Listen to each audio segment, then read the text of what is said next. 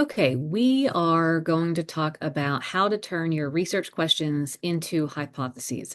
That is your assignment for this week. So, what you want to do first is check out the feedback that I've given you on your research questions. Many of you did very well.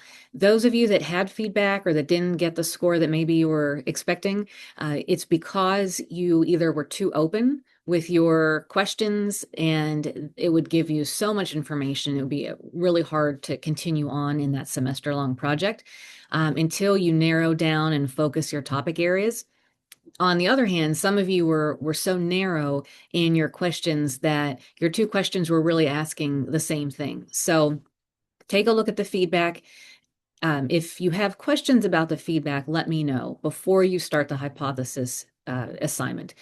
If you're using the research questions that were not stated in a way that is helpful, then the hypothesis assignment is also going to be a struggle. So the earlier you correct those, the research questions, the better it will be for you and for this assignment. So I wanted to say that first. But for this now current assignment that you're working on, how do you take your research questions and then turn them into hypotheses? So research questions, by their name, are posed as questions. How does social media use impact adolescent depression rates? So I'm asking that in a way that I don't have any, um, I'm not putting any bias in terms of why I think social media would make it worse or increase rates of depression. I think it would have no effect on depression rates in adolescents. You're not doing any of that in a research question. For this assignment, for the hypothesis assignment, now you do have to specify what you think is going to happen. Now, in a research setting, we would be using theory, we'd be using previous research to inform our hypothesis that we're stating. The way that this assignment, the semester long assignment, is structured, you haven't yet done your literature review. So you might find that you're going to come back and edit those hypotheses. That's fine. But right now, what you're going to do is take your question and now turn it into a statement with what you think is going to happen. You are going to express the relationship between two variables, and you're going to say, this is, you have some expectation about the relationship between those two variables. So if my research question was asking about what is the impact of social media on adolescent rates of depression, then my hypothesis would be that adolescents who are heavy users of social media also have higher rates of depression. I'd write it better than that. But I'm now saying that there's a relationship. I'm thinking, or I'm going to test the assumption that adolescents who use social media more are more likely to have depression. So that is something that can be tested. I can ask, how long have people, or how many different social media accounts does someone have? How many hours a day do they spend on social media? And then I can also get their depression scores. And so then I can do statistical tests to find out, is there a relationship or not? I can prove or disprove my hypothesis. So that's what you're doing in this assignment. Oops. Let me give you an example of how you might write your hypotheses. There are different options. You can do non-directional. This is not saying that you have that there is a direction. You're just saying that you think that there is a difference. You think that there is some impact that one variable has on another. And you don't say whether it's a positive or negative impact. So going back to that social media example, I might say that social media has an impact on adolescent depression rates, period. And that's it. Now, some fields lend themselves better to non-directional hypotheses compared to others.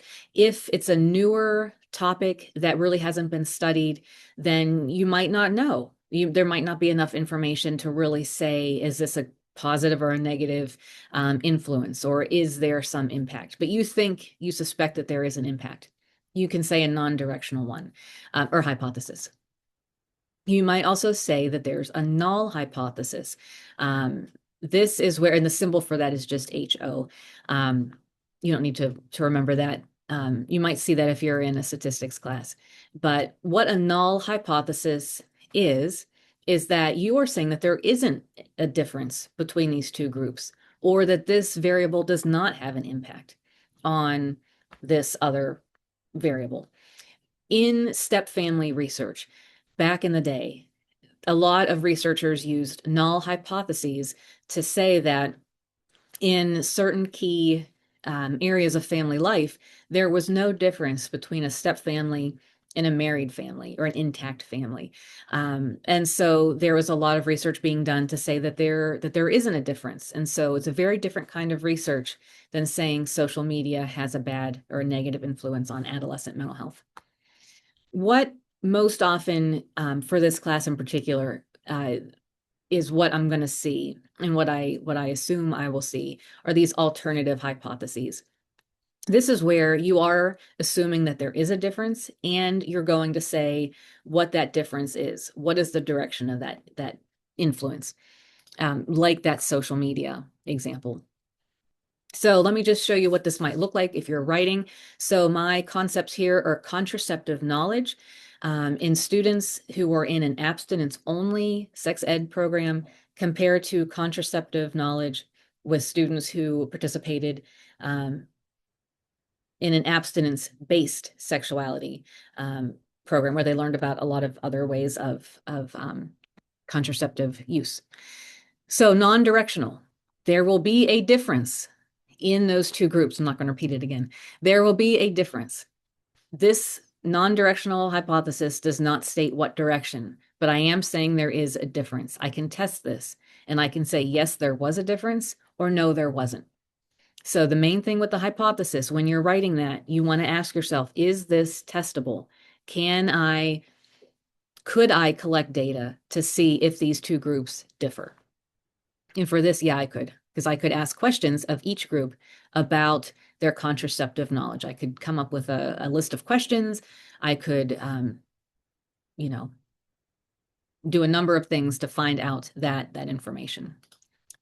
Okay, the null hypothesis. This again is where we are saying that there is no difference between the two groups. And so what I would say here, I still have my same two groups.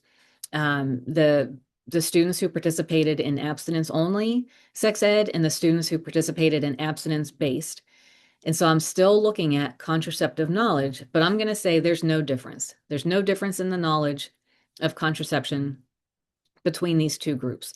And again, it's testable because I can use my same knowledge-based test from the previous example if I want to. I can come up with a list of questions about contraception and give that to both groups and then compare to see how they do. Do they score similarly? That's what I'm assuming is going to happen, that they have the same base knowledge.